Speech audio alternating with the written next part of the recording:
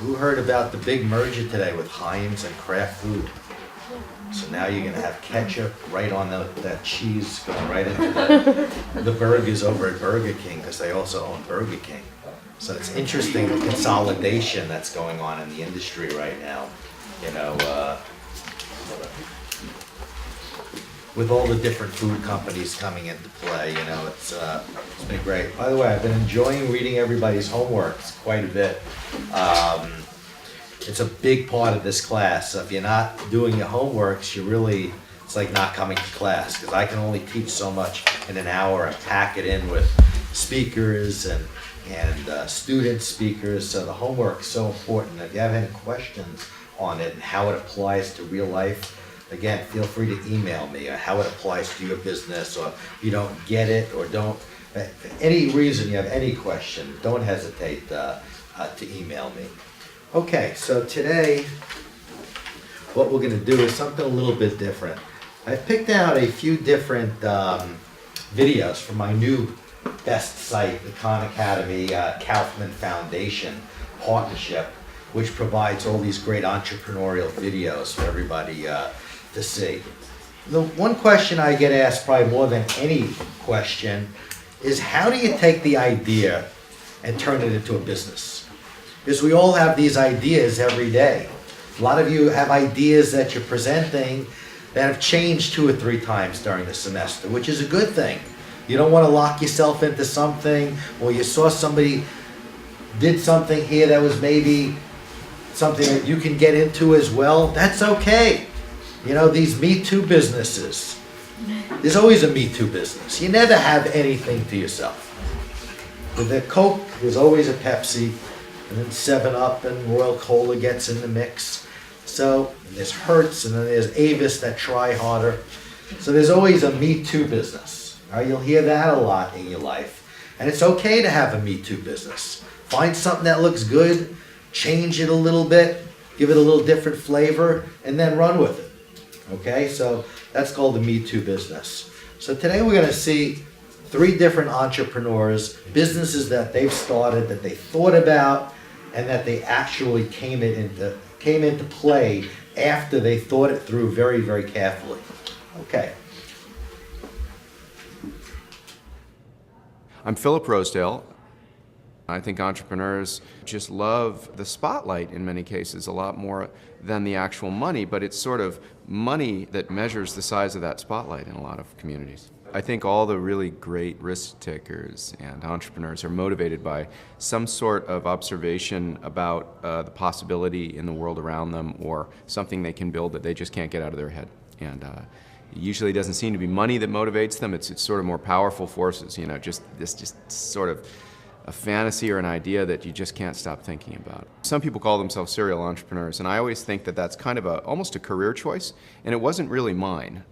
You know, I'd call myself more of an inventor. I get passionate about imagining building something and then trying to build it and then seeing if it works.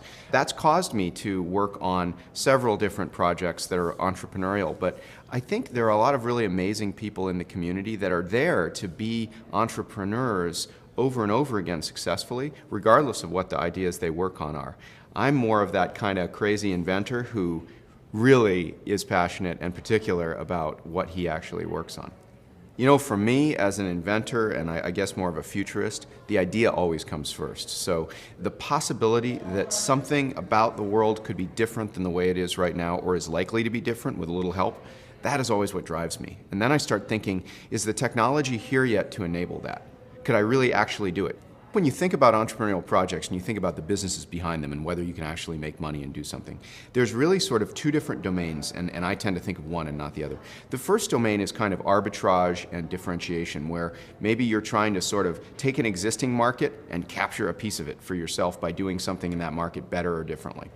There's another idea, though, where you believe that by creating some kind of fundamentally new experience or capability for people, there's a kind of a new market that'll be created that doesn't really have a lot of competitors in it, but that market might be of value enough to people that they'd be willing to pay for it. I'm a sort of a value creator, so I always think on that side of like, I don't really want to compete with an existing market, I want to create a whole new market, and then the important question to ask is there enough value in the experience that we're giving people with this new technology or product, that they'd actually be willing to pay something for it. That's the way I always think about new products. So this concept of network effects and focusing on products where everybody is in some sort of a shared space or community in which they all improve the overall value of the product to everybody else, those are the products that I think are interesting to me, and I think they're interesting to many entrepreneurs, and probably a simple thing to do if you were a student or a young entrepreneur thinking about your first project. Focus on ones that potentially have those network effects. It's a matter of imagining the future and then asking whether there's a chance yet to kind of jump ahead and actually build that future. Okay, so what's the takeaway from this? Who's paying attention to this video? Good. Two choices. You could either jump into something that's already there, but you have to be really clear and really differentiate yourself and do something. It's a bit of a Me Too business, right? Right. I mean, It gives it's you a Me competitive Too. I can advantage. do this too. Right. What am I going to do a little bit different? And you said the second. You have to have a competitive advantage there that's unique and specific to you. And the second one means that you're creating a new market. So you're either coming up with a product that's brand new, or just there has to be enough where the folks who you want to buy are looking at it as something brand new. What do you think your personality is more like? Is it more of taking the Me Too and making it a little better, or is it completely thinking out of the box and developing a new business? Option B. New. Yeah. Okay. How many here think they're A versus B? How many A's are in this room? Okay. How many B's? Okay, so far few B's who want to start something new. Certainly much riskier start new. I'll start as an A and then. No, seriously. To get my feet wet as an entrepreneur, I'll start as an A, but Sure. I'm gonna end up in B with. Good. What other takeaways did we get from this video? Who else is paying attention? The importance of networks and just developing partners and coworkers and clientele that are all devoted to increasing the value of that product or service. Right, that believe in your vision, that are going to get behind that. What else?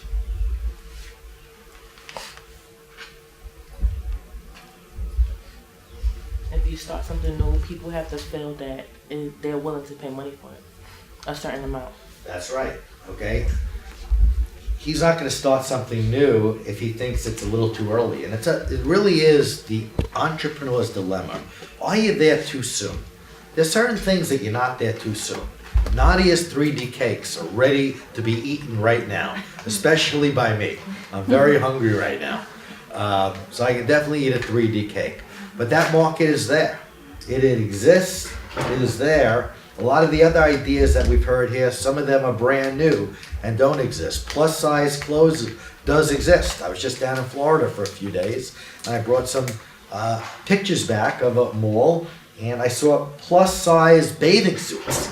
The whole store was just plus size bathing suits. I'm saying, wow, that's maybe even just as good. Here's a niche specialty item for just bathing suits. So the market is definitely there. Okay, we're gonna put on the next one and just pay a little closer attention. I'm T.A. McCann. I was the founder and CEO of Gist, which was acquired by BlackBerry about a year ago. So Gist is sort of a next generation address book. So all of us are connected to so many different people in so many different places. So Gist's primary function is to bring all those address books together. So bring my inbox, my contact manager, Facebook, LinkedIn, Twitter, all those contacts into one place. But it's really about harnessing the power of your network and understanding the context of the people you're interacting with. I think for most entrepreneurs, they want to solve the problem for themselves because they're the first user. So I wanted to build that product for myself. But as an engineer and as somebody who understands software, how would I do it is almost as important as what I'm going to do. And without some understanding of the how, the what is almost irrelevant. So I kind of play them back and forth. So how would I build a thing that kind of does this? And in fact, the ideas for Gist started with, if I want to do that, like where would I get the list of people? How would I do that? How would I prioritize that? What should it do and who does it do it for and why is it valuable? So it was both the idea, but the technical implementation and hacking around on that I think is so critical, and that's where it comes back to being technical and getting into how things work mechanically or from a code perspective. I think most good software guys tend to think in 18 to 24 month cycles. Because normally if you're going to do a company and you fund a company, you have 18 to 24 months runway. So you kind of get into this model like, okay, what can I do in 18 months? And that's kind of a horizon. 18 months from now, I'll probably have to raise more money. I'll probably need the business to kind of look like this. What does the next phase of the business look like, and what do I want to achieve with the business? So I think that first and foremost, you as an entrepreneur say, what do I want to achieve with the business? Now I'm going to come very much back to the tactical, what am I going to do next week and the next 3 months? So it was our way of thinking, how do we get our interesting ideas to the largest amount of people at the fastest rate? I have a sort of a construct that I use to sort of run through almost all my ideas, and now I can do them much, much more rapidly. And it's really customer, value proposition, feature set, and business model. And almost every idea I do now, just go run through that. If you take the construct a little bit further, you can say, what is the value that I'm delivering? So in my case, it might be better understanding of another person or saving time. So my primary value to you is saving time and gaining deeper understanding. So when I think about the business model, I'd say, well, I should charge you more for more time I save you. And that's a correlation between the value and the business model. And so considering the business model alongside or in parallel with who's the customer, what's the value, and what's the features, I think is critical. I have to say that in the things that I do, starting companies and working with different entrepreneurs, I enjoy the process of building companies as much as the companies themselves. The whole process part is really exciting for me. Because if you do it well, if you have two companies which have the exact same idea and one has a better process, you can do more features faster or for less money than the guy down the street. And that ultimately ends up being the big advantage. Ideas are easy, execution is really hard. And people who can execute ideas more rapidly or with higher quality or with fewer people will ultimately outpace somebody who just has the back of the napkin idea.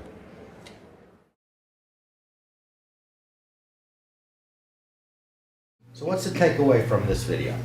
What'd you learn from this video?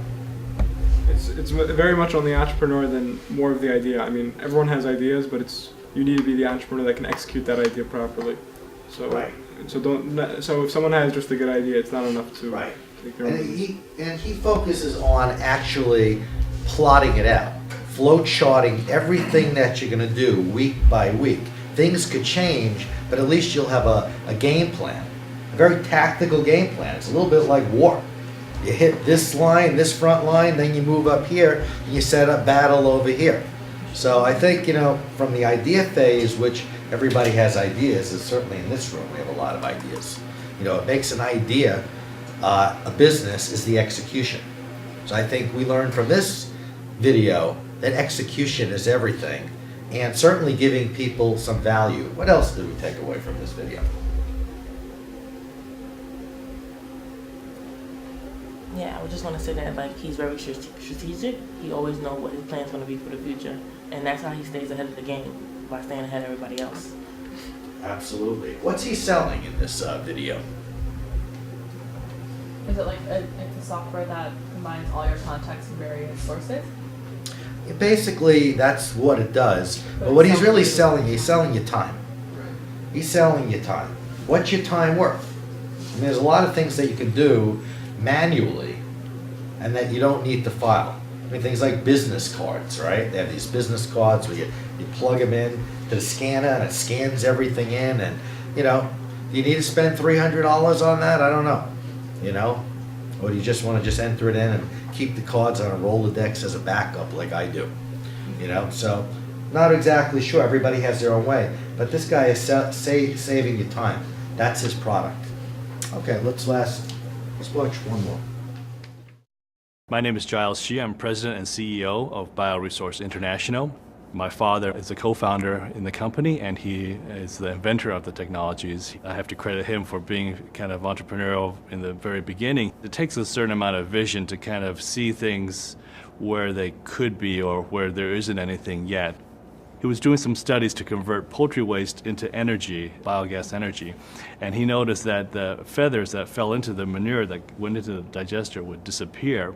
And so being kind of an entrepreneurial scientist, he said there must be some kind of bacteria or microbe that can digest the feathers. He knew the feathers are made out of protein. And so he had the idea and the brainstorm to take something from nature and use it in some unique and helpful way to grow the industry. And from that genesis of that initial project now has spawned 2 products that we sell commercially. As the cost of animal production increases, using enzymes like ours saves a lot of money. And so we thought, well, we're just a small company, but we have a unique technology, and then we can put some pieces together and just see how far we could take it. The idea of trying to do something that was impactful, that was what drove me to start the business with my father. I was finishing up my PhD in microbiology at Emory University in Atlanta and just didn't see myself working in the lab for the rest of my career, and I wanted to do something that had an immediate impact and had value. And so this seemed to be a good opportunity, and I figured, well, how hard can it be compared to graduate school? Turns out it's hard in a different way, but it was been a very good process for us to go through. One of the unintended consequences of running this business, starting it with my father and growing into this stage, is that we have developed a newfound respect for each other, a new relationship that isn't often achievable between a father and son typically. And I won't lie, there was some difficult points, especially in the beginning of the company, where we had to make a lot of quick decisions without a lot of information, without a lot of experience. And it was almost based on opinion and gut, and we would often have differences of opinion. And we can joke about this now. I would go over to my parents' house for dinner on a Sunday evening, and we used to call them the Sunday night fights, because invariably we'd start talking about business for BRI and have difference of opinion and start to, get more and more heated, and my mom would have to kind of step in and kind of settle us down a bit. What made us successful was that we put it out there. We didn't hold any strong resentment or hard feelings against each other. What we were all doing was trying to go forward and do the best for the business. I never took a business course ever before I started the company, and I just learned by doing and being persistent and diligent and being honest about what I could and couldn't do. So I tell people that you just need to get started. Just go and do it, and you learn as you go. The other part of it is working with my father and being able to take something that's essentially a family business and grow it and scale it to something that is now beyond the scope of what we ever thought was possible.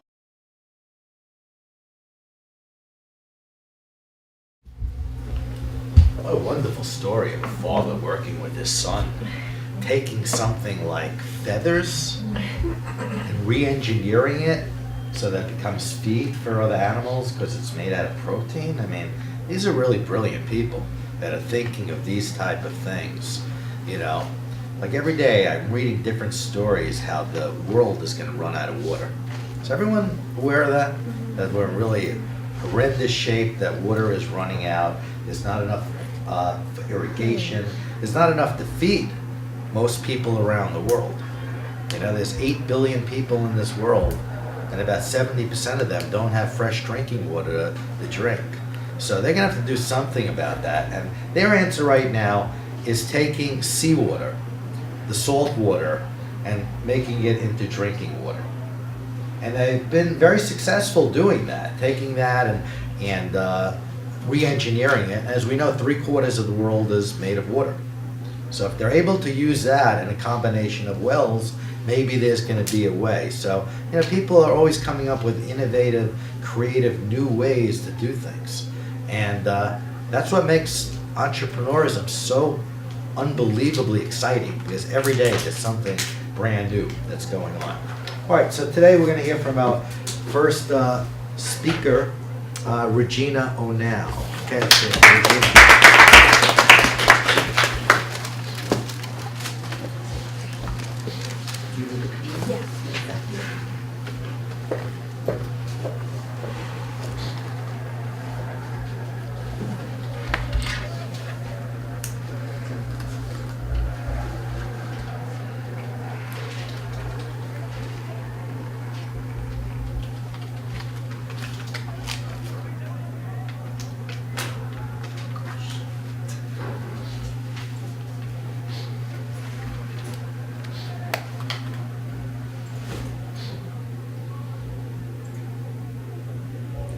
Sorry.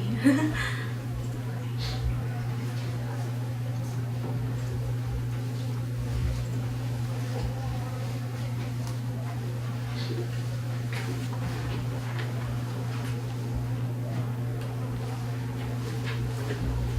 think it froze. Rose, okay. Yeah. Oh, there you go. It's getting there. It's Brooklyn College. It's not getting slow around here.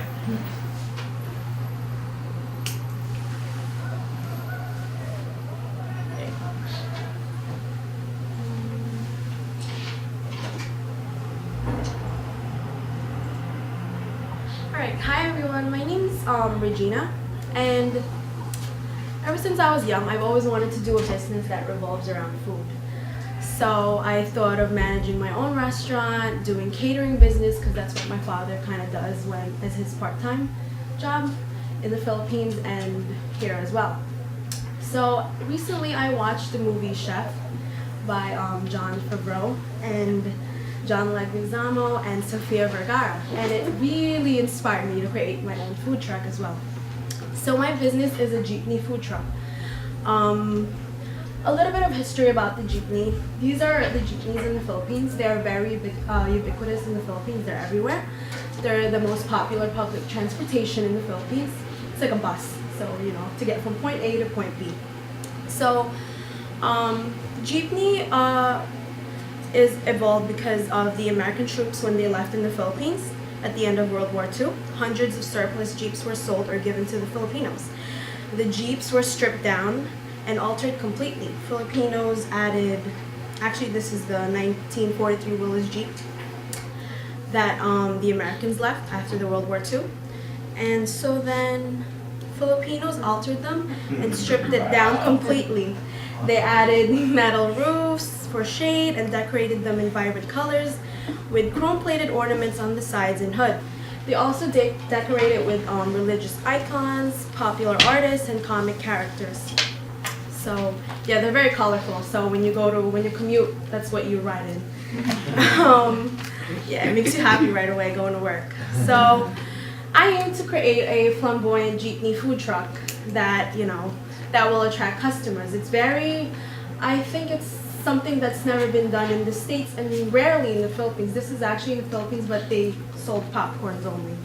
So I'm gonna offer authentic Filipino food with an eclectic American twist, just as the jeepney is a cross between an American invention and a Filipino innovation.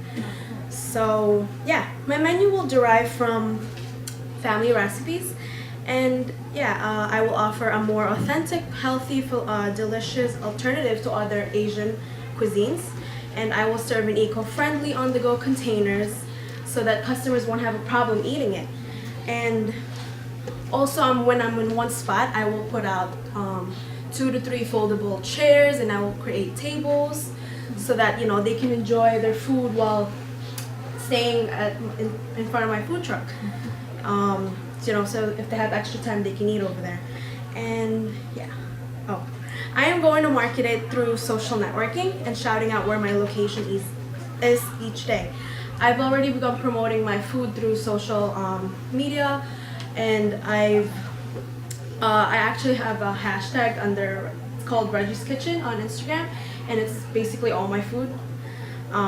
So yeah, I've been gaining a lot of foodie followers from New York City and worldwide, which is a pretty good thing because I create a lot of hashtags too for my food, so they could see it. And yeah, so after watching the movie Chef, like I said, in the movie basically they marketed their food truck by traveling all over the States, and his son was promoting it through Twitter. So they traveled to New Orleans, LA, everywhere, basically everywhere in the States, and they became really popular. So if it's possible, I would like to do the same. I'm graduating this semester and I really have no plans yet. So I will also apply to music festivals because over the summer, as we know, there's a lot of music festivals that goes on in New York City and basically everywhere. So, and it's pretty a hot thing right now. It will cost me about $50,000 for the truck, amenities, and decoration. And I'm also thinking of doing a Kickstarter so I could raise funds, but I just need a program for it to design the jeepney that I want. So yeah, and I think themed restaurant on wheels is a ton of fun to make. So here are some of the dishes I plan to serve. This one is actually I made the other day for dinner. It's basically Filipino style Cajun shrimp with a refreshing corn salsa and white rice. And Filipinos love, I know some Americans don't like the shells with the shrimp because it's hard to take off. But honestly, if you could try it holds the flavorful juice of the shrimp rather than eating it without the shell. So basically, if I serve that in the food truck, I would just cut it in the middle, and so that when customers eat it, they would just have an easy time to peel it. And next one is, this is called beef machado. Is similar to European beef goulash, but it has a thicker sauce and it has blanched vegetables, and yeah.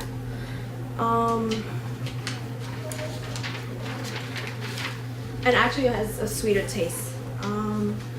This is, now these bad boys are oven baked for 2 hours and a half, and I pre-marinated them with beer, Filipino ketchup, what was they pre-marinated with? Oh, brown sugar, and barbecue sauce actually. Yeah, it's for 2 hours and a half, and I continuously basted them with oyster sauce so that, when you take them out, it'll stay succulent, and when you eat it, it just falls off the bone. And lastly is my adobo pasta.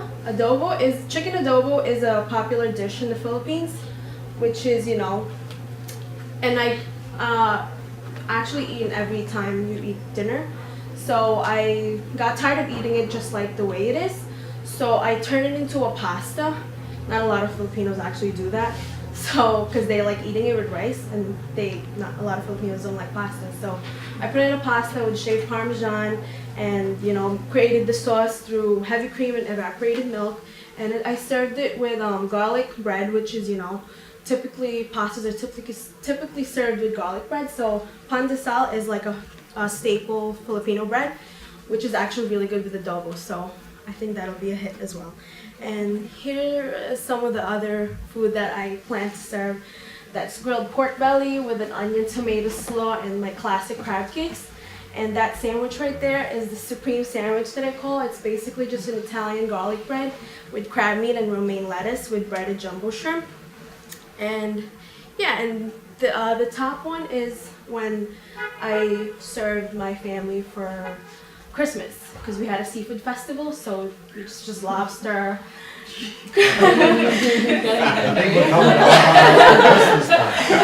King crab claws and salmon, and this is the salsa that I made, the crab cakes, the chicken piccata, and up there on top right is my Hawaiian style shrimp scampi with pineapple, Filipino lime juice, which is called calamansi, over a seafood risotto. I actually boiled the heads of the shrimp so that, that's the broth that I use for the risotto. And yeah, that's the steak that I made as well. And I also make desserts. I'm not much of a baker because I don't like following precise instructions, but yeah, I like adding stuff to it But these are the only desserts that I'm proud to make because this is a family recipe. It's a banana cake with a homemade caramel sauce. My mom and my aunt actually just passed down the recipe to me for the homemade caramel sauce, which is really good. And I've had all my friends try it, and they always ask me what's in it, but I never tell them. And chocolate masos is when it's something that I simply created for Christmas because I wanted to give everyone, a little gift.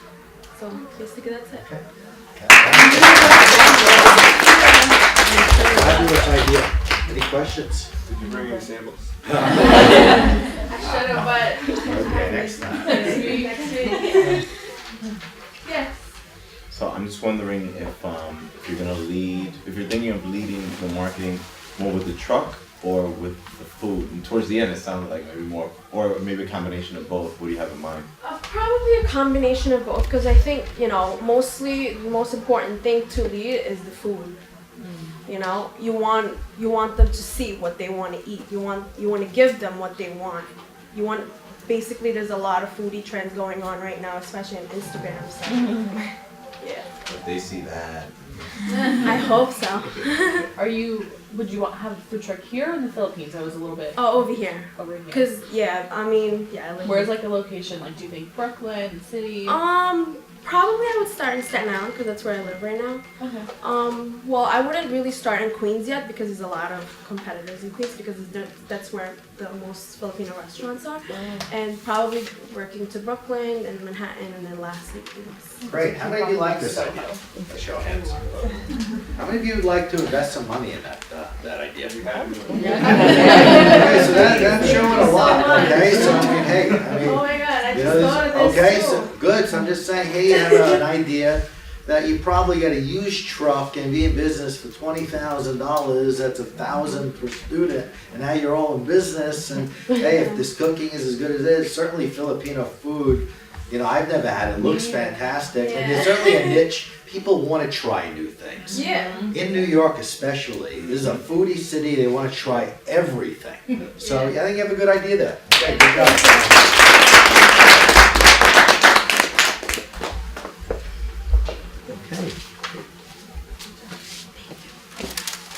Okay, next we're going to hear from Adrian Lynn.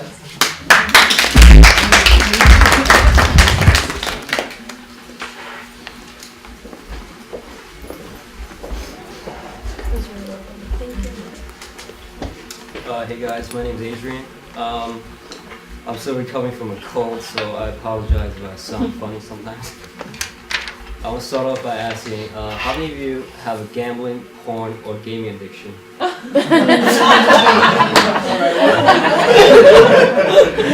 I said, how many of you have a gambling, porn, or gaming addiction? Maybe.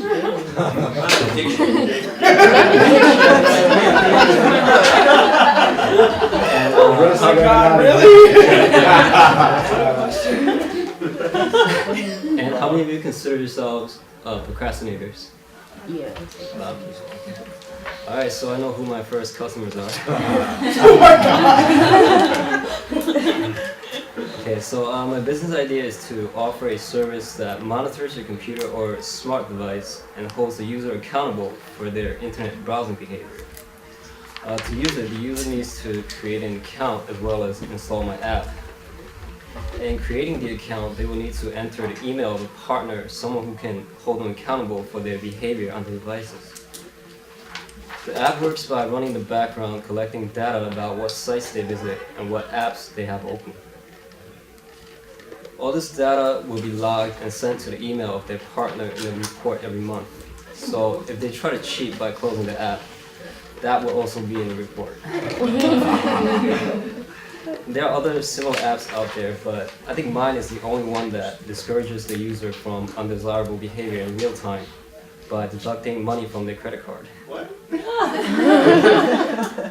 It does this by deducting a small amount every time the user visits a restricted website or opens a restricted app. Whenever this happens, it will generate a pop-up every hour telling the person how much money they lost in the past hour. Studies have shown that people are more likely to stick to their commitments when there's money involved.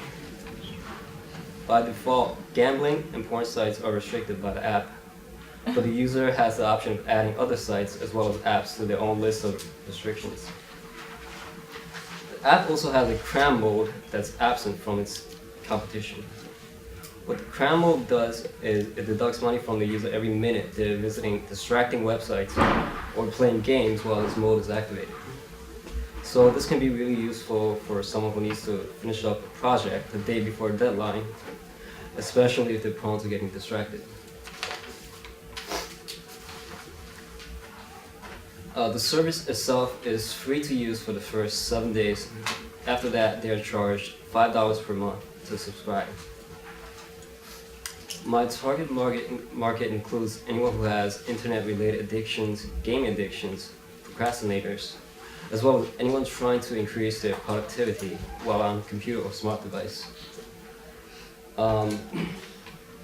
I plan to market this by giving a 1-week trial extension to anyone who shares this app with their social networking circle. That's the first step. I will also be approaching my friends who have large social media followings and giving them a 3-month trial. Beyond that, I think it will be spread mostly through word of mouth. And in the future, I plan to add a goal setting feature that allows you to set goals with deadlines and penalizes you for not completing the goal on time. That's it. Okay, how many of you like that idea? And the other ones don't want to be controlled, your addiction, right? That's why you don't want it to work. Okay, questions? How are you gonna get people to sign up to have money deducted from them? When they actually sign up, it'll ask for their credit card information and tell them after the 7-day trial period is over, you'll be automatically subscribed. And you'll have in the disclaimer, it'll tell them like how the program works, how it deducts money for their behavior. But more so, like, how do you convince them that that's a good idea? How do you convince them to give you their credit card so that you can deduct money in like a punishing way? Like, Because I think there are actually studies that show that like people are more committed to doing something when there's money penalty or money reward. That's true, no doubt. If you're serious enough to do that application, you're happy to pay the money. Sure, go ahead, Darren. Is there an alternative consequence? Alternative consequence? There is.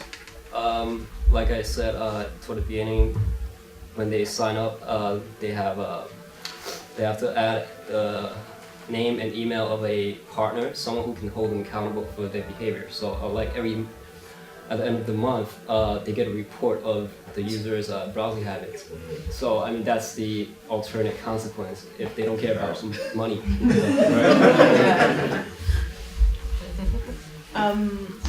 Have you thought about partnering with like rehab centers? No, seriously. Rehab centers or AA meetings and all that, those other. Yeah, that's something to consider in the future. even churches as well. Yeah, there's a lot of ways to market this product. I think it's a pretty good one. All right, last question. This isn't a question, just a comment, like for those that are wondering. There's actually a website called BeMinder, which functions on a similar concept, but not for addictions, for like building good habits, where when you don't do that good habit and you don't stay on the like yellow brick road as they call it, then they deduct money from your account. So it does, people do this. Oh yeah, I think every church in America should have this. and by the way, on Sunday services, you can't get out. They'll lock you in church unless you sign up with your credit card right now. If not, there must be something wrong with you. What are you worried about? So, you have something there. Okay, very good. We got to move on. All right, and so you have a few fans here. Good job. Very good job.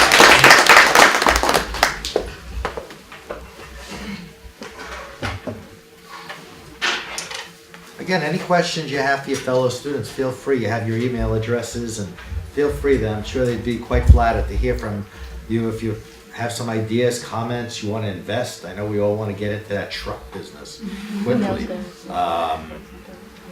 Truck business is a really good business. I mean, it seems to be expanding, growing. How many of you have been to that Smorgasburg down in Williamsburg? Starting actually in April 1st. Okay, so it's one of the great places in New York. It's become a major destination area for all types of foods, from grilled cheese to Ethiopian food. It's underneath the Brooklyn Bridge in Williamsburg, between Manhattan and Brooklyn, between the Williamsburg and Manhattan Bridge.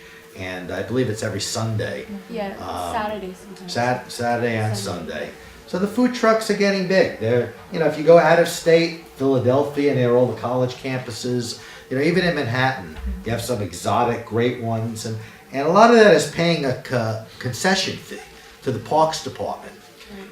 Those guys with the hot dog stands, they don't just push their cart there and they're allowed to stay. Everyone's aware of that, right? If you're not, now you're aware of that.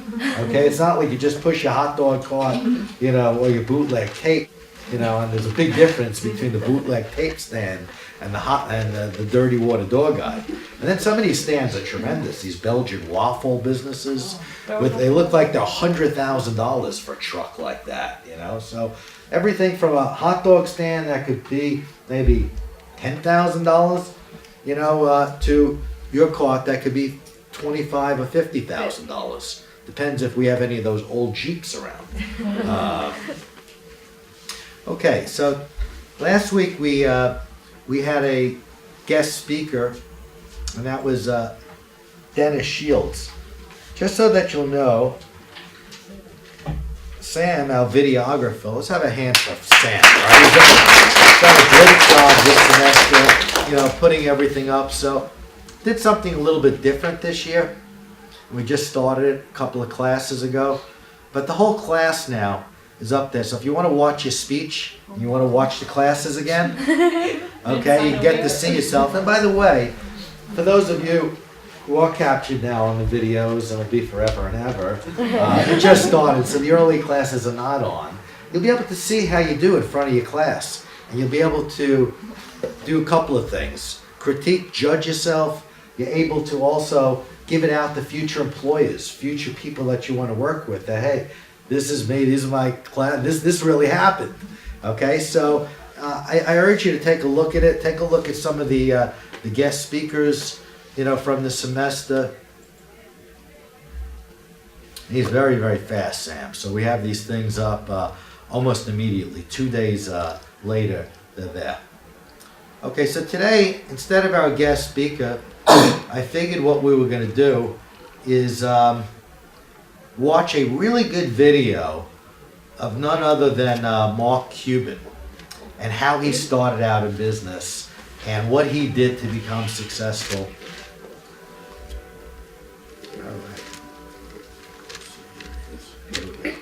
Okay, so Mark Cuban, How I Became a Billionaire. Entrepreneur Mark Cuban never calls time out. I always look at business as a sport. In football, you play 60 minutes. Basketball, you play 48 minutes. In business, it's 24/7/365, and the whole world's trying to kick your ass. I will never forget talking to Mark about, where are you going with this broadcast thing? And he goes, I'm going to the BBC, Billionaire Boys Club. Mark Cuban parlayed his passion for Indiana basketball into a company worth $5.7 billion. The day that Broadcast.com was sold to Yahoo, I think a lot of folks felt like we had hit the lottery twice. Over the last 20 years, I've always been about what's new, what's next, and how am I getting there first. The unorthodox entrepreneur has disrupted every business he touched. He said, we got to blow this up. This is not what I want. Rip everything out and start again. He's been slammed, eliminated, Mark Cuban, furious, and investigated. Mark Cuban, ordered to appear before the SEC. But almost always comes out on top. He is smart, meaning one of the smartest people. But he also, you could make the argument, was one of the luckiest people in the age of the internet. Somebody has got to be the luckiest person in the world. Somebody's got to be, right? It's you. And I'm just glad it's me,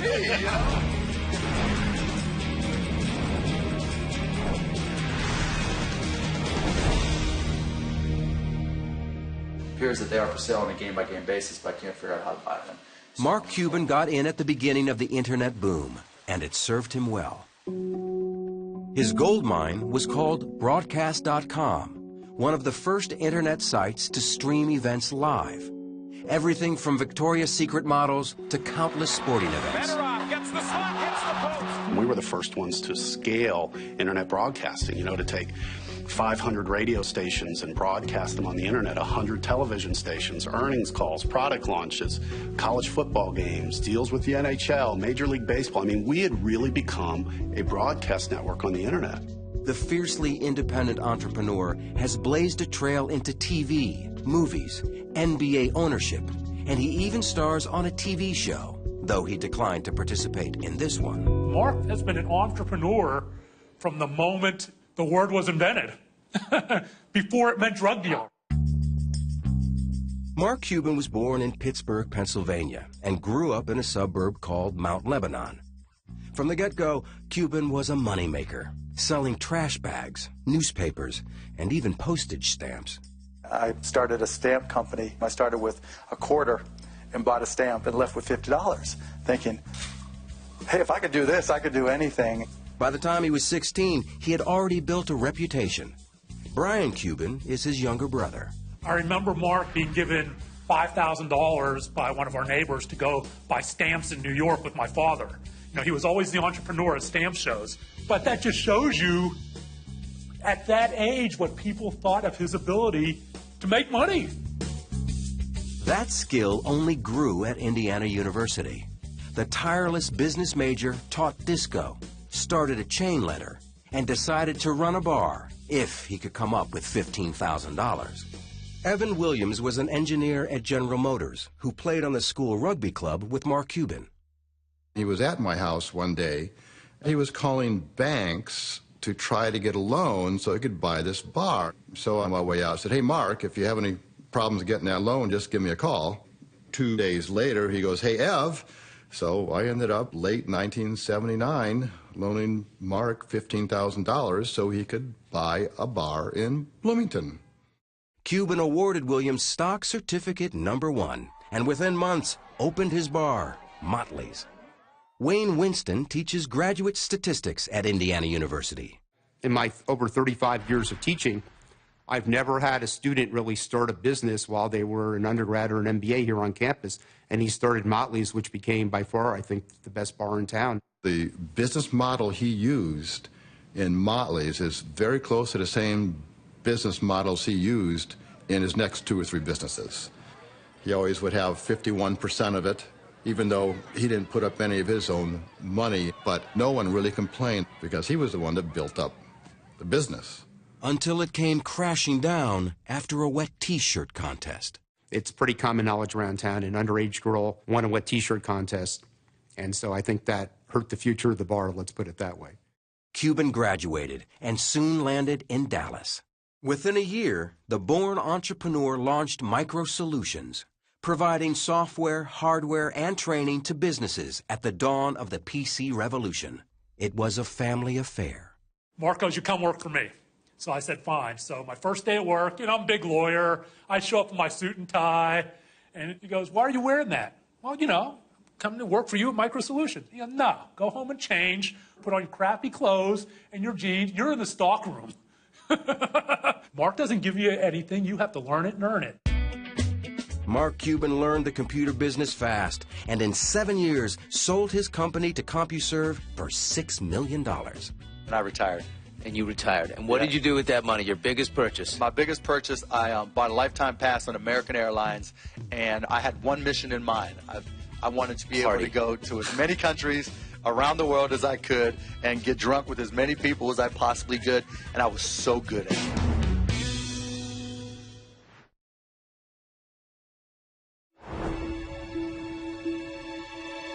In 1995, Mark Cuban came out of early retirement to reinvent radio. According to Cuban, college friend Todd Wagner brought him the concept. It's a story the Hoosiers basketball fan has told often, as in this interview on 60 Minutes. He sat me down, he said, look, I've got this idea where I think we can listen to Indiana basketball, sporting events, anywhere in the world by using the internet. So Mark and I just basically said, let's find out if this is a business or not. So we set up shop in his upstairs bedroom of his house and, got us a computer, got the software, and started playing with it. And that is the birth of AudioNet, what eventually became Broadcast.com. But another young entrepreneur tells a different story.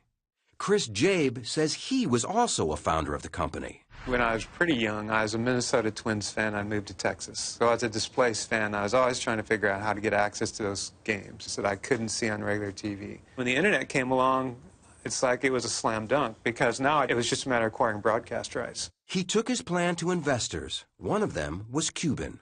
I'd probably had this pitch that I'd given to maybe 150 people over the previous year and a half to 2 years. And so I'm getting into my pitch. It's usually about a 20-minute pitch, and within 3 minutes he goes, I'm in. I'll do it.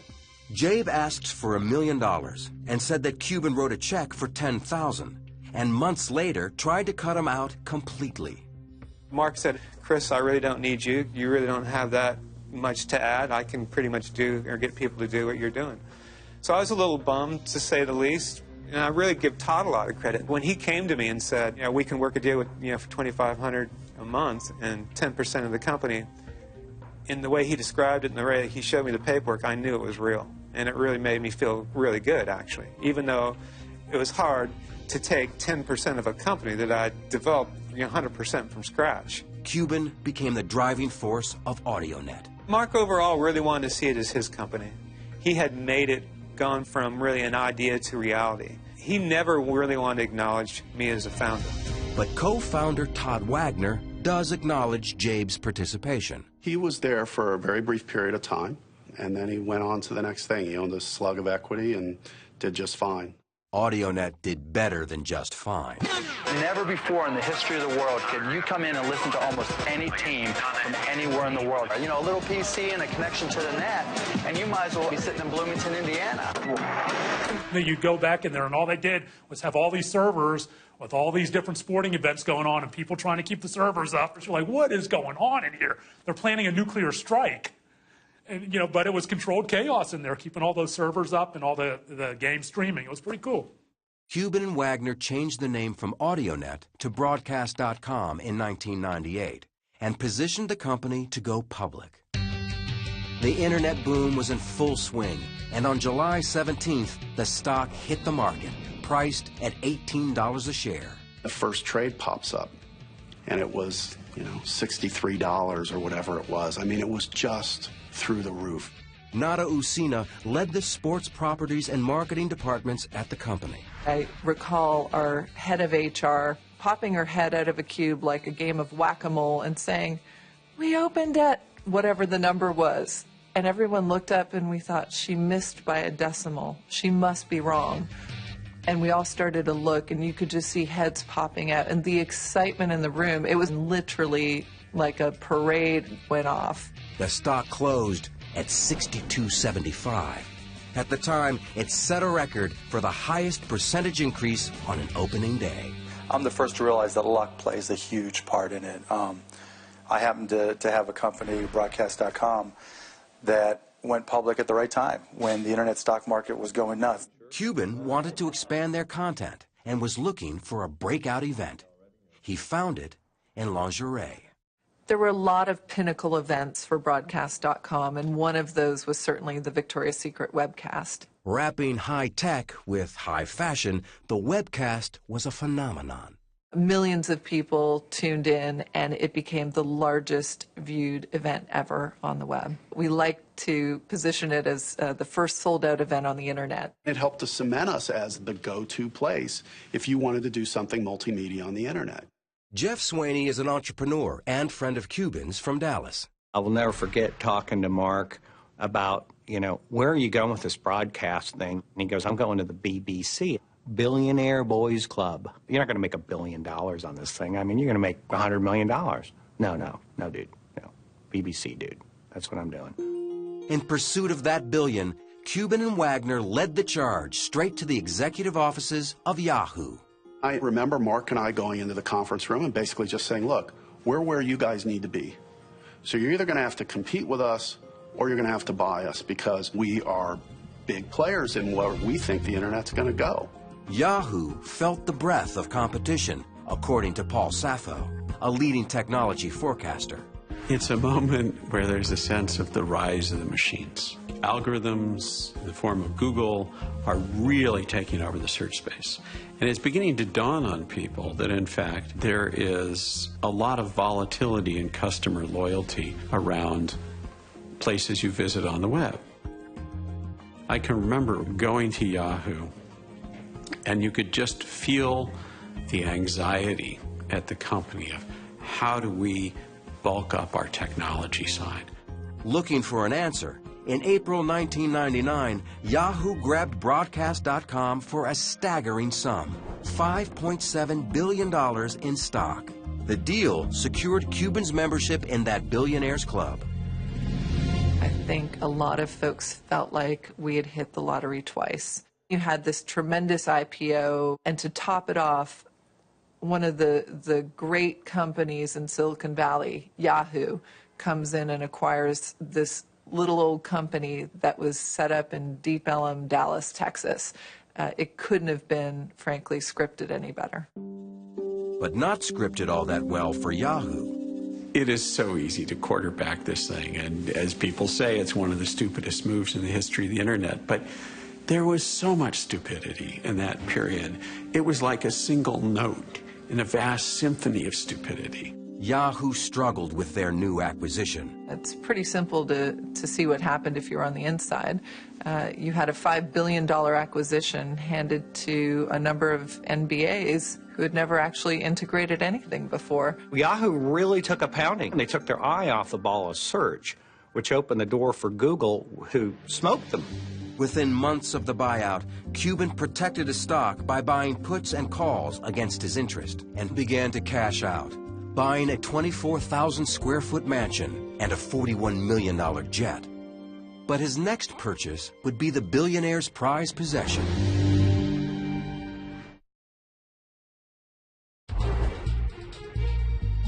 In January 2000, sports fanatic Mark Cuban bought majority ownership in the Dallas Mavericks from Ross Perot Jr. It was the crowning purchase for the billionaire with the insatiable desire to win, except that the franchise had one of the worst win-loss records of any team in the NBA. You've got to start giving these guys who have been in damaged programs, let's call them, the thought process that they can win, that they are expected to win. Cuban was going to change everything his way. Turdima Ussery, the buttoned-up CEO of the Dallas Mavericks, recalled his first meeting. I didn't eat the whole day because we're having dinner at his house that night, and I wanted to be a great guest. And I was in suit and tie and, trying to, my Sunday best, as my mom called it. He opened the door up in jeans and no shoes and T-shirt, and we sat on his floor and watched basketball for 4 or 5 hours and ate. I think it was Cocoa Puffs and Doritos is what we had in bottled water. So it was, again, it was just a new reality. That new reality took effect the moment Cuban saw the traditional wood-paneled locker room in the Mavericks' new arena. He said, you've got to blow this up. This is not what I want. I want a loft. I want open ceilings. I want the guys to feel like it's a clubhouse, the place they'd hang out in. We got to get a pool table in here, and we got to get the DVDs, rip everything out, and start again in the clubhouse.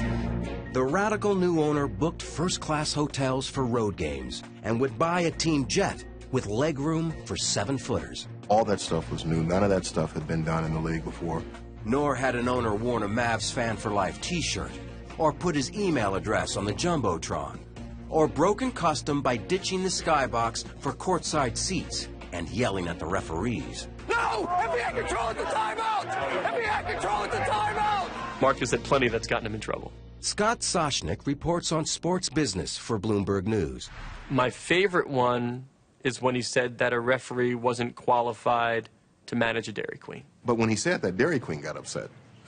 They wanted Mark to know that their managers are highly trained, highly skilled folks. And so the guy challenged Mark to come down and serve ice cream and to see how difficult it really was. There were probably 6 helicopters hovering above this poor Dairy Queen. There were probably 3,000 people outside. And he was there dishing out ice cream. He's a very, very smart marketing guy.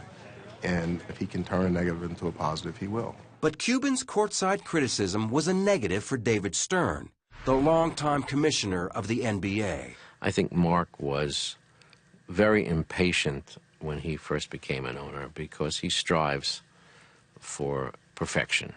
And he expressed his views in that regard. It wasn't a constructive enterprise to publicly criticize our officials, and it's prohibited by our rules. Those rules resulted in Cuban's first fine of $5,000. Followed by fines of $15,000, $25,000, $250,000, $100,000, $10,000, and $100,000 again, all in his first full season as an owner. My job is to stand up for my guys, and if I think something's wrong, I'm going to do something about it. Reporter John Swartz followed Cuban's career for 13 years. That connects with people.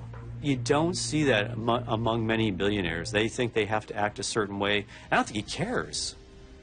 I think he honestly just could give a damn what anyone thinks about him. Cuban's hands-on involvement brought immediate success. Attendance shot up more than 35%. The estimated team value leapt $50 million. And the Mavericks went to the playoffs in 2001 for the first time in over 10 years. Before he owned the Dallas Mavericks, they were the laughingstock of the NBA. They were winning 15 games a year. Once he took over, their winning percentage has got to be one of the best. It's got to be in the top 5.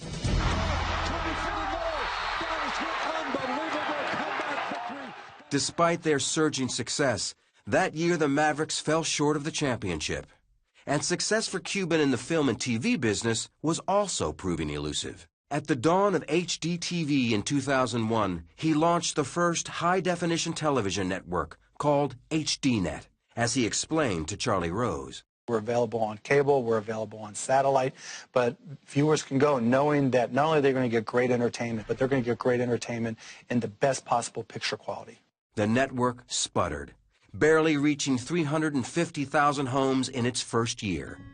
Cuban hit pause long enough to marry longtime girlfriend Tiffany Stewart, throwing a reception bash on his home court, the American Airlines Center. By 2003, he re-teamed with Todd Wagner and plunged into the movie business. We bought Landmark Theaters, which was a national independent theater chain.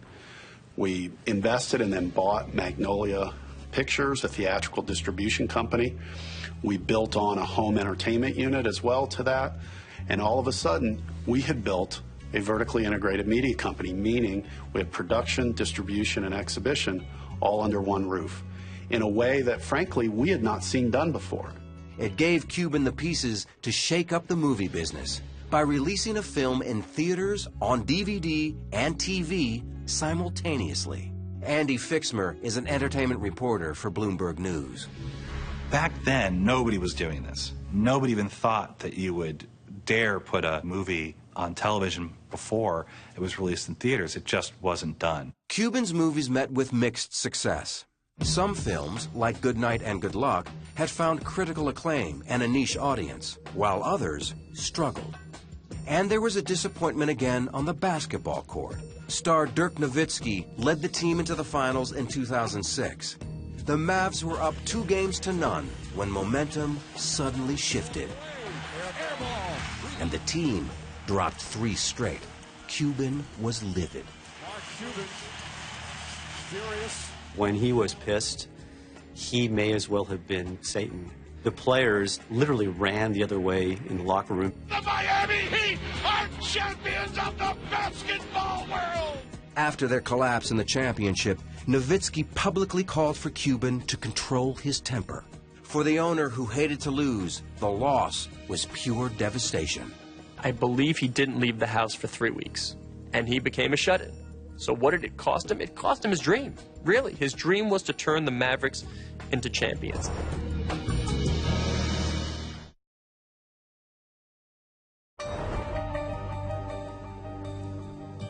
Mark Cuban, the former disco teacher, returned to dancing in 2007 in front of millions. Mark likes as much airtime as he can get. As long as it's fun and it's entertainment for him, he's going to do it. He appeared on almost anything, even hosting his own reality show, The Benefactor, canceled after 1 season. Viewers were also in short supply on his own network, with its strange blend of bikini-themed programming, mixed martial arts, and Dan Rather. Dan Rather and Dan Rather Reports on HDNet is kind of my own personal indulgence. You know, I'm a news junkie and always have been. Dan Rather was doing a show for them, which was actually very good, but the rest of it was just like a Sargasso Sea of just crap. Cuban had more troubles looming.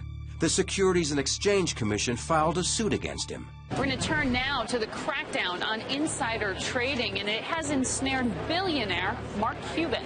The SEC alleged that Cuban dumped 600,000 shares of Mama.com as an insider trade. The 2008 lawsuit from the SEC says he sold shares of the company ahead of the company's own plans to sell more discounted shares to investors and avoided $750,000 worth of losses. On his blog, Cuban stated the claims were false. The suit was dismissed in district court, but the SEC appealed and the case was reinstated in 2010.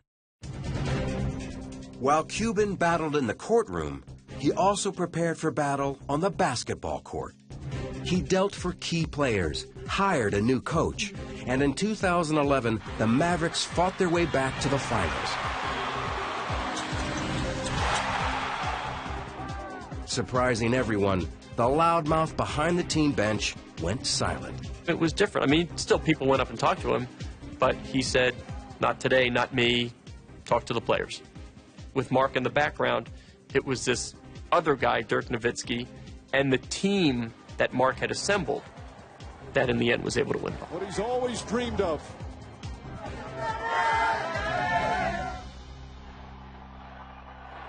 We had the ceremony inside the building, and all of a sudden this chant broke out, "Thank you, Mark. Thank you, Mark.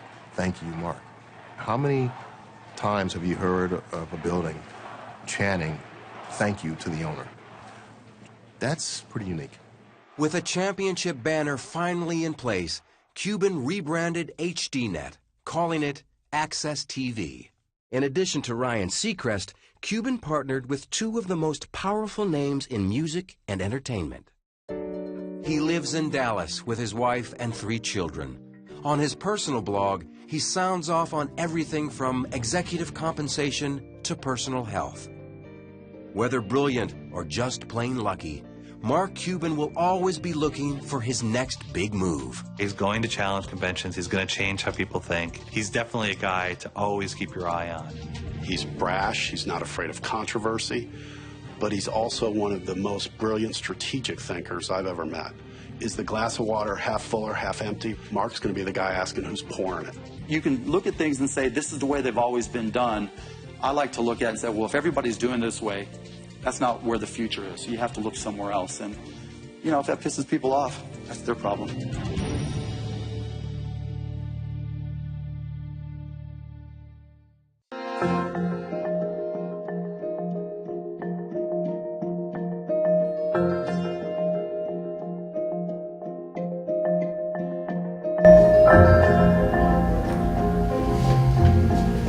Okay, I hope you enjoyed that show. It was the first time I actually had seen that as well. You just stick those lights quick.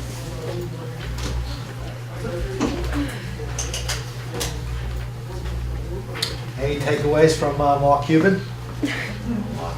A lot. All right. It's certainly he certainly accomplished a lot, but he did have a lot of luck. Because back at that time in the late 1990s, I was very involved, and we actually sold them a piece of software, and got very, very lucky that Yahoo paid them $5.7 billion. Because if not, you know, everything after that, besides Dallas Mavericks, very few things have actually worked for him. This HDTV, he lost a fortune. One of the other things about Mark Cuban that you could probably go home today, write him something on his blog or his email address, and within 24 hours he'll write you back. Okay, that's something that most people don't know about Mark Cuban, but he's so entrenched in what he's doing that he actually put out a $100,000 bounty if anybody could show him how to make money in the movie business. He's like, show me how to make money. I can't do it. I lost millions and millions of dollars trying to make money in the movie business. I can't do it. So if anybody could show me how to do it, he says there's $100,000 there for you. Okay, so certainly a very unorthodox guy, very successful, certainly very lucky by his own admissions. But nonetheless, that's how business is. Have a good week, all right? Lastly, next week we're going to hear from LC and David.